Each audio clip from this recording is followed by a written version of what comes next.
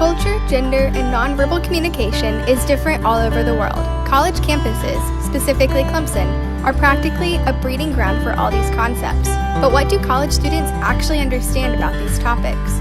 We decided to ask them a few questions to find out what they were thinking.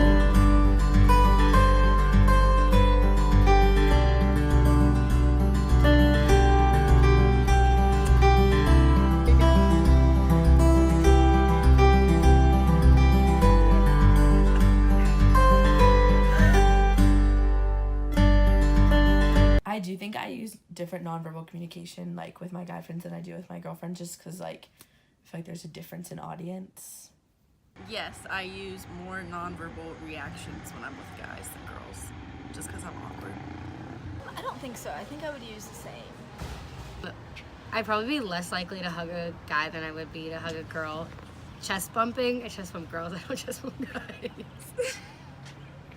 Or like a high five, I'd be more likely to give a guy like a high five or a handshake or something than I would be a girl. I don't really know, probably that. Probably do a few that I don't consciously know.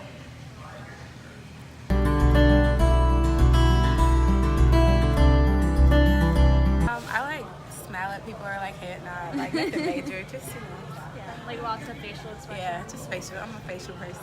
Okay. So the nonverbals that I obviously use the most would be probably eye contact, the way I kind of look at people. I guess that would be probably a big one. I guess maybe the way I like smile, smile or kind of frown, or depends on how I'm having a good day or bad day. You can kind of tell by how my face is. So yeah.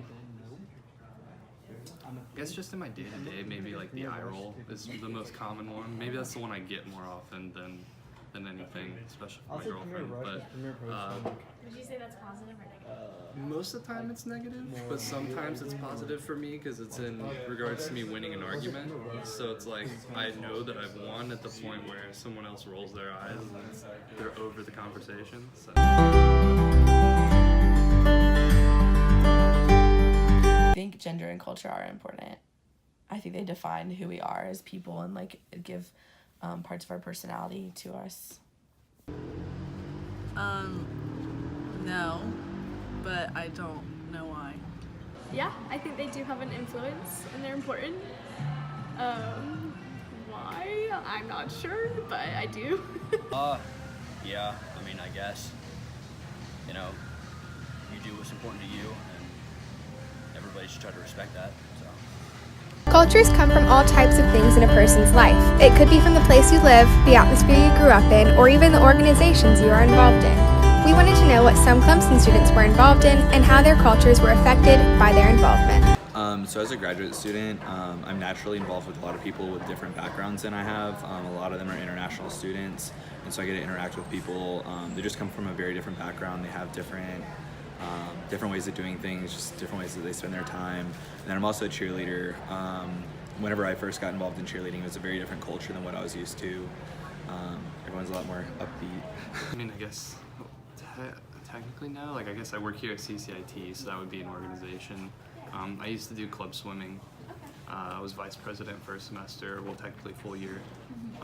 Besides that, I'm in my last semester, so I'm kind of rounding down the things that I'm doing, so not much aside from that. How would you? I was in Connections my freshman year, and it was just like a living learning community for like African Americans I know.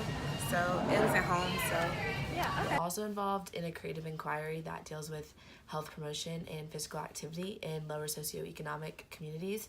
And basically what we do is we run an after-school program for an elementary school in Greenville, and we try to reach out to the kids and their families. They all mostly speak Spanish, so part of our curriculum is to like reach them in their native language. And then I'm also in my major's club, language and international health.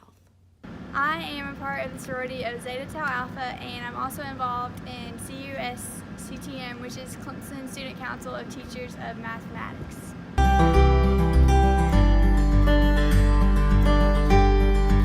I would say definitely for gender, I feel like girls probably have more of a stronger smile or stronger kind of facial expressions. They kind of express themselves a little bit more than guys.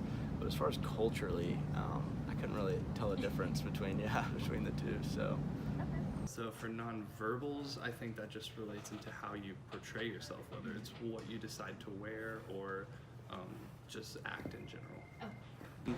I feel like it depends on the person, really. I think it depends on whether or not people allow their gender or their culture to identify them. I feel like we so often want to like group people into, you know, groups essentially, and using genders or cultures allows you to do that, but it doesn't mean that people aren't still individuals. So I feel like there are things that you can draw from